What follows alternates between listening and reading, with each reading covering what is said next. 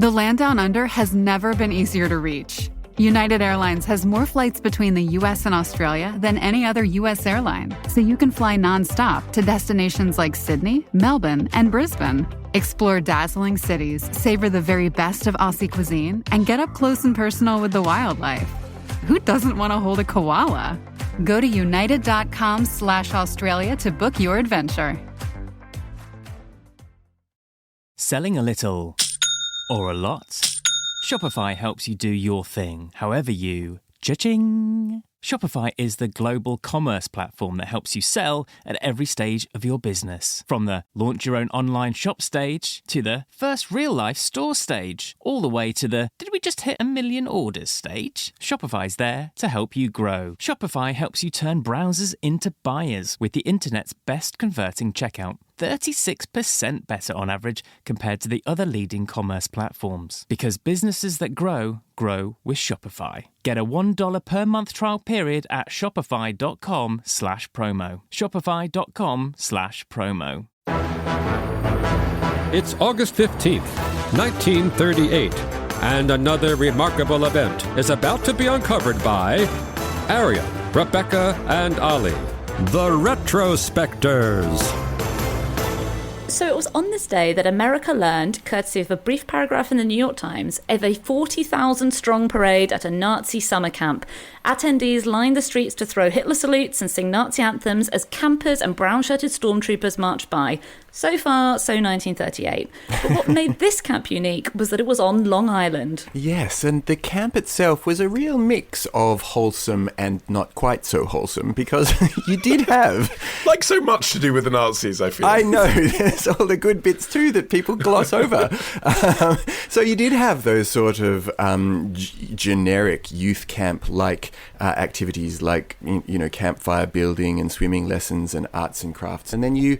alongside it had this marching and Nuremberg-style mini rallies and the creation of Arion-themed pamphlets. So this is Camp Siegfried we're talking about here, which was a Nazi summer camp, basically, and not just an oddity. There was a big movement of mostly German emigrants who supported what Hitler was doing and wanted to create something similar amongst patriotic young Americans. And so although this particular holiday camp in Yaphank, Long Island, was the biggest and the most significant, it was far from the only one. Wisconsin, Pennsylvania, and California all had Nazi summer camps. Yeah, and most of them were sponsored by the German-American Bund, which is a relatively benign-sounding name, but it was the direct successor of the Friends of New Germany, which had been founded with the blessing of the Nazi Party in Germany in 1933 to promote the new regime within the US.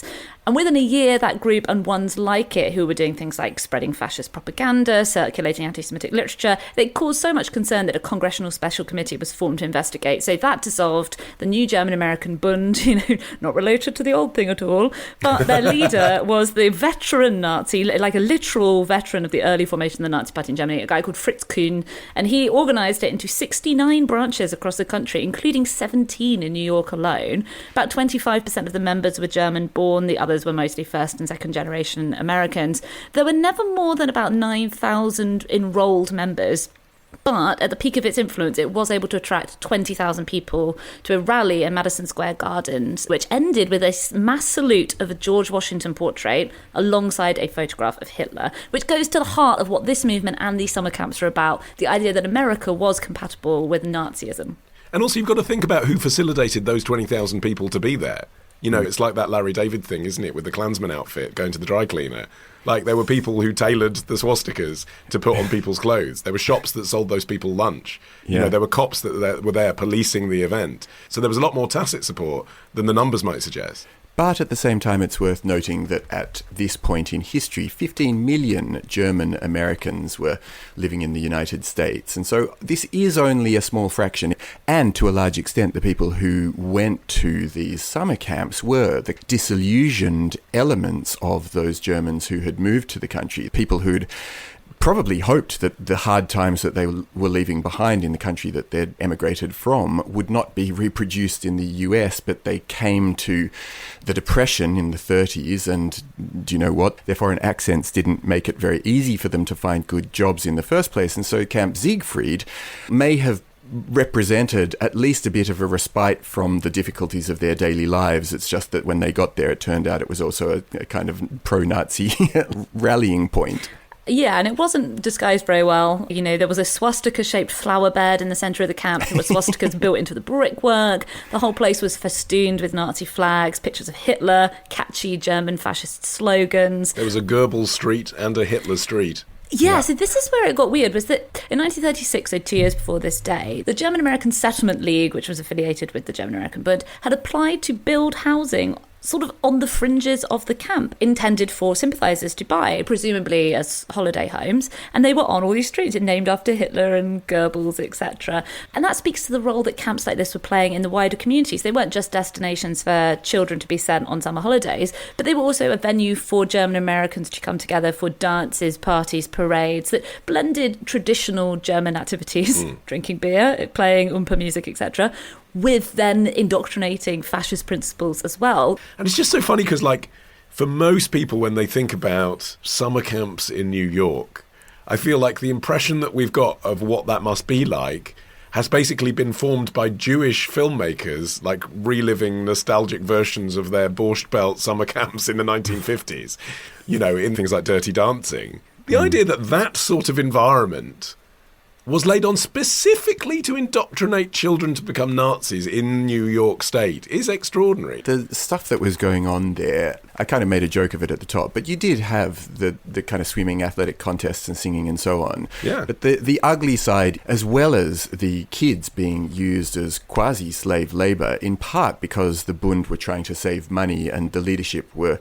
refusing to bring in a whole lot of tradespeople because they were convinced that the unions were all run by Jews. There were also allegations of sexual misconduct, partly because there were these ideas that had come from the German version of what young Aryans were meant to do, and they were meant to get busy producing more young Aryans. So they were actively encouraging kids to, you know, get together. Cross-pollinate. Yeah. Yeah, it basically gave pro-Nazi parents a way to give their kids a sort of a parallel education outside of what they were getting at American public schools.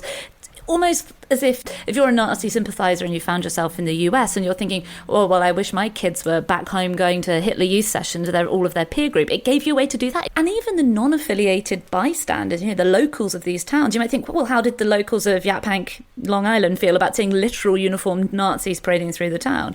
Well, according to an FBI interviewer who'd come to investigate the camps, there's just one person they spoke to who said that for them, the most objectionable part was men and women wearing shorts and abbreviated bathing suits on the highways, trespassing on private property and stealing flowers. It seems like the thing in the end which really started to cause opposition was this idea that there was going to be a fascist coup in the US, because young campers were taught to prepare for what was called Der Tag, the day, you know, the day that fascism would take over America, and they would be the vanguard. They would be in high positions in this new state. That's what they were preparing for. And this idea started to attract mainstream concern in 1938 when there was a trial of some Bund leaders. But they called as a witness a member called Martin Wunderlich, who said, "I salute the American flag as a member and a proud member of the white race." And then he stood up and raised his right arm in a Hitler salute. The prosecuting attorney asked, "That is the American salute?" To which he replied, "It will be." And I think it was this idea, rather than any ideological objection to fascism, the idea that there could be a coup in the works,